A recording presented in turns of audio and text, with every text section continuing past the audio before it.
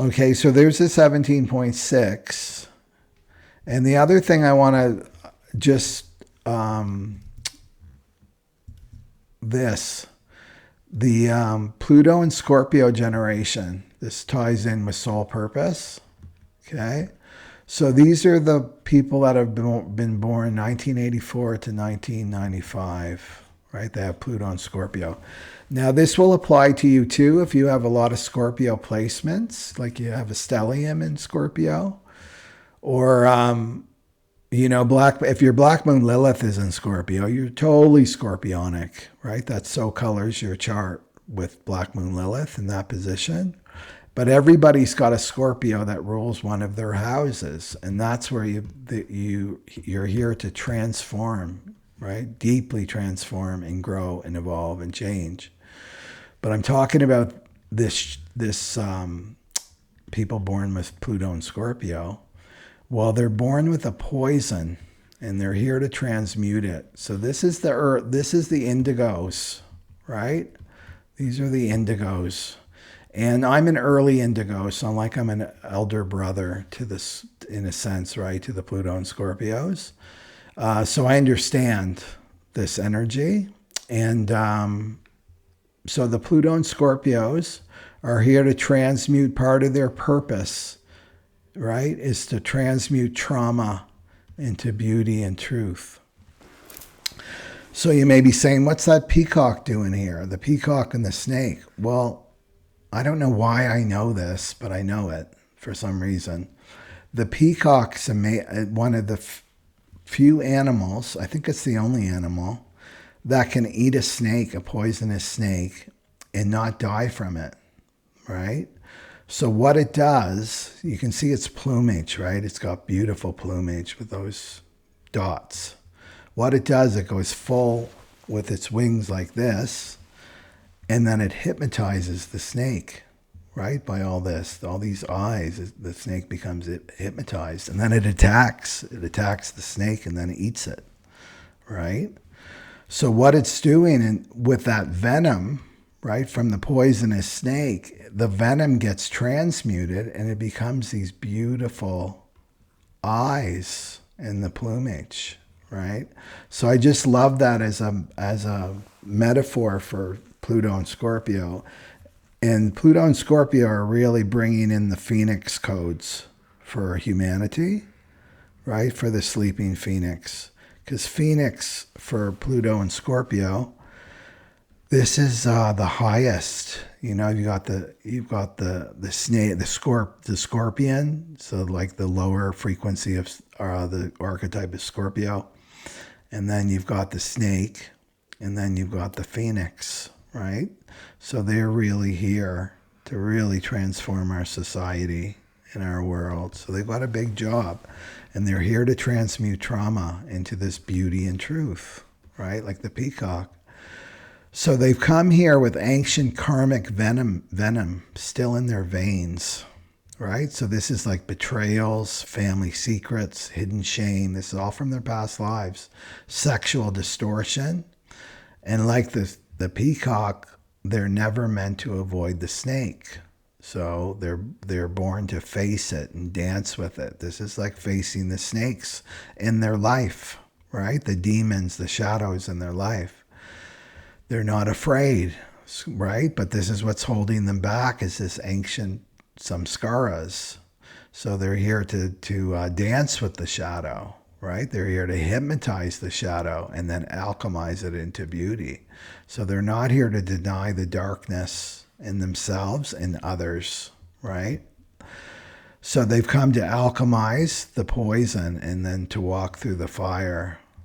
So Scorpio, Pluto souls, they have to let go of over-responsibility, feeling responsible for everybody in their life, right? They need to let that go.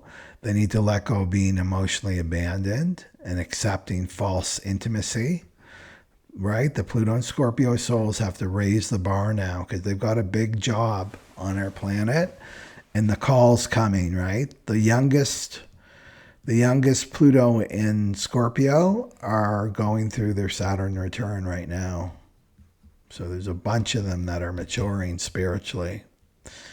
So initiation doesn't, the Pluto and Scorpio needs to know the initiation doesn't come through trying to fix anything.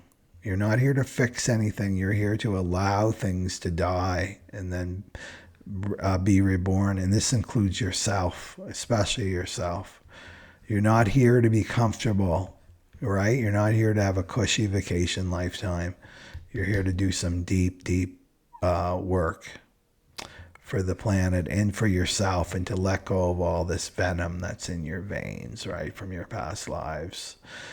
I think of us like Scorpio because it's so intense, right?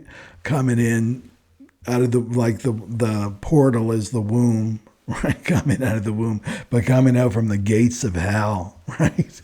Back to, oh my God, I'm back here, right? They can't relax, right? Their nervous system is like they're always on edge because they're coming from a place of crises. But they're here to help others go through this huge transformation that we're going through, right? For this sleeping phoenix. And they definitely have the codes for the phoenix. Okay. So we went from seeing the pattern, and then let's go to the 21.1, because this is next. So this is the movement, right? The movement goes from, for the solar eclipse, it goes from the 17 to the 21. So this is the sacred enforcer, right? The sacred enforcer. This is the inner queen. This is the Black Panther, right? This image.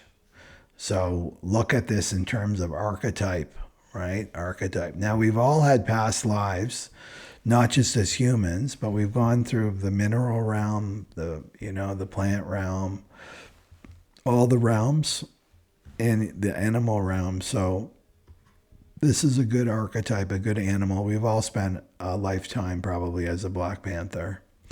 So to bring this Black Panther archetype back, right? And this is the sacred enforcer. This is the inner queen, right? So this is the action, right? So facing your fear, and this is what's next on the agenda. So you're not just watching anymore. It's time to start to take action on your soul purpose. So the divine feminine, right? Sacred enforcer as an archetype to adapt. She's not waiting to be rescued, right? She's not a damsel in distress.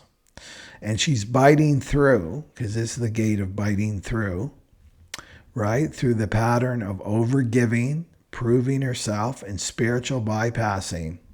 It's okay, right? That person completely, did this to me and did that to me. Like, oh, love and light. It's like, no, you got to go deep, right? And feel. What's the feelings that are coming? I'm angry. We'll feel the anger and alchemize it, right?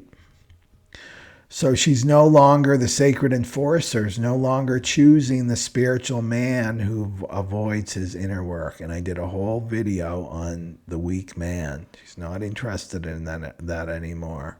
Her standards are higher now. The bar is higher for her because she respects herself. That's the sacred enforcer. Or she's not choosing the karmic pattern that numbs her, right? That she doesn't feel alive. I feel dead inside. I'm just like a robot going through life, right? There's no zing or passion anymore. Or she's not choosing that role that erodes her power, right? She's not into this role that erodes her power. She feels too small in energy. Can't be her authentic self. So for the divine feminine, the 21st gate, it's not about fighting. It's not at all about fighting. It's about honoring your energetic truth. It's about saying no without apology. No is a complete sentence, right? Setting boundaries, holding boundaries without feeling guilt, ending contracts with people who cannot meet your heart with reverence, right? They just walk all over your heart. Right? End those contracts. And you've tolerated this karmic interference in the name of love, right? But this eclipse is not asking you to tolerate anymore. That's ending. You're not tolerating it anymore. It's asking you to bite through the distortion, right? Through the karmic, right? The glamourine where you can't see, like you're biting through, and protect your sacred innocence. That's what you're doing. You're protecting your sacred innocence. And this is a great archetype. The panther watches. Remember, I did that little short on this. Look at my shorts on my YouTube channel. The panther watches and discerns, right? And that's what you do as the divine feminine. You'll discern what's truth or not. But you remember, you have to stay in your body. All the power is in your body. Okay, so there's that. So what's the motivation to this, right? What's all this about? Well, it's the 25. Neptune, Venus, and Mercury are all in the 25. And that's like the universe saying, look over here, look over here. So what's motivating you to make these changes? Well, it's your innocence, right? Your innocence. That's why I brought Pluto and Scorpio up, because they've lost this, right, from their past lives through all that venom that they had to take on, right? And what they saw, power and balance and, corruption, all of that stuff, the abuse of power, right? So what's motivating you is your innocence, reclaiming your innocence. So the opposite of innocence is like cynicism, being black-pilled. Oh, people are horrible and that's just the way it is. That's not your true state. It's innocence. So there's that thing from the Bible that we hear, well, no, peace is here when the lion lays down with the lamb, right? And so what does this really mean? Because the lion is connected to the 25th gate. And when I first saw that, I thought, that's really odd that the lion's there. I would expect the lamb. But it does there, right? And why? What is this showing us with peace? That when power remembers, because the lion's very, very powerful, its true purpose, which isn't to attack and to exploit the vulnerable and the weak, but it's to protect the innocent, right? So that's what the 25 is saying right here. That's when power remembers its true purpose, which is to protect the innocent. And that's the lion and the lamb here. So that's what you're doing this for, is reclaiming your innocence. And this is the return back to Eden, right? It's coming to your true power, which is your innocence. And your innocence isn't like gullible and, naive in a sense. It's like, no, there's power in your innocence. And you remember that you're a child of God. You remember that you're a child of the divine, and you've got a lot of power there. And this is you, right? In a sense, too, is this. This is what you're protecting, right? You're protecting. But with the archetype of the Black Panther, by watching and discerning. And then the lion. Does the lion have to do anything? No. People are afraid of the lion just by its energy, right? Just by its aura. So that's what you take on. You take the aura of self-respect, right? The aura of self-value, right? You don't have to do anything. Your aura will do all the talking, all the talking.